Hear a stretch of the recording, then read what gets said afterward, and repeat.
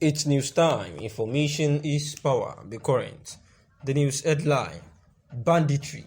Zamfara group writes President Muhammadu Buhari. A group concerned Moriki indigenes in Zamfara state, led by its chairman Alhaji Salisu Mohammed Moriki, has written an open letter to President Muhammadu Buhari over the worsening security situation in Moriki and neighboring towns. According to the letter, the group raised serious concerns that over 100 houses have been invaded by bandits in Moriki town in the Zomi local government area of the state, saying that the road has become a death zone for commuters.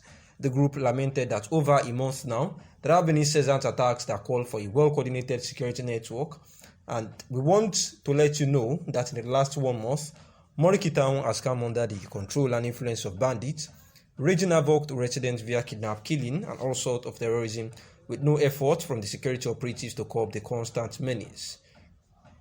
It was reported that more than 100 houses have been invaded by bandits within a month, and we have been carved out from the rest of the state and country at large because the road to Moriki is now impassable. It has been taken over by bandits and their cohorts. From Kaura to Moriki to Shinkafi have become a dead zone for motorists and residents. There is no day that bandits would not attack either the road, towns, or both, with no resistance from security personnel, and the road has been deserted by motorists and non-lawful users. These days, it is hard to have commercial vehicles that would carry passengers from Kaura to Moriki to Shinkafi for fear of being killed or kidnapped by bandits. The bandits are now having few days in their road because they now operate at any time of the day. They operate in the morning, afternoon, and evening, or in the night, depending on when they wish to. They are now the unofficial custodians of the road. They have taken several days operating along Kaura, Moriki, Shinkafa way, very comfortably kidnapping and maiming and killing innocent people at will. Moriki town and its environs have become the bandit center for operations and other illicit activities.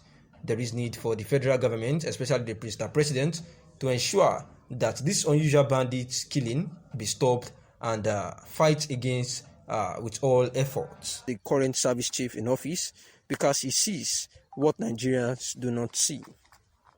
Shehu explained that the military commanders serve at the pleasure of the president, noting that there is no part of the law stipulating their tenure of service.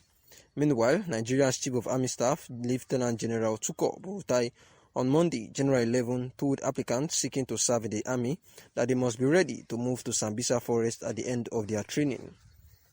According to Premium Times, Buratai noted that the recruits should be ready to serve their country anywhere they are deployed as soldiers, and that was before Buratai actually became an ambassador to the Federal Republic of Nigeria in Benin Republic after he was, removed as the lieutenant, as the Nigerian Army Chief of Staff. And in another news, the coalition of Nigerian Patriots (CNP) had hailed the success of General Tukur Buratai retired before he was retired for the success of the Nigerian Army Operation Sahel Sanity, of which he actually launched at the time of the insecurity in the country. More on terrorism and banditry, because these are actually challenging issues. That was the main reason why we in the National Assembly, both the House and Senate, have passed a resolution urging the President to also designate bandits as terrorists so that it can be able to tackle the challenge headlong. We know that at the moment there are technical challenges with using our equipment because of certain conditions.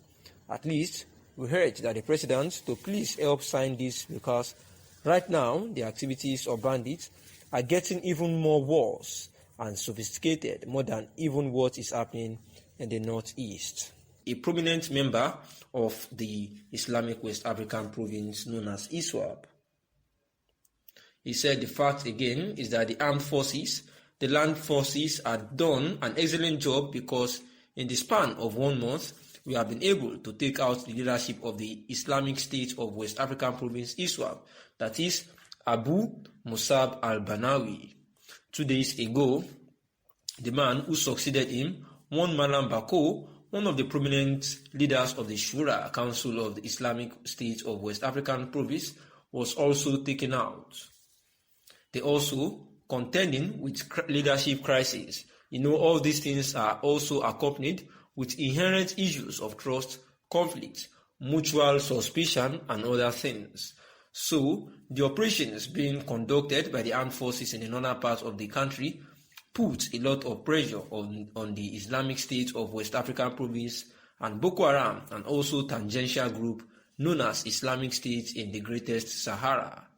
On the forthcoming November 6 Anambra governorship election, the NSA said the president enjoined the security agencies to stamp their feet of authority and ensure the process of election.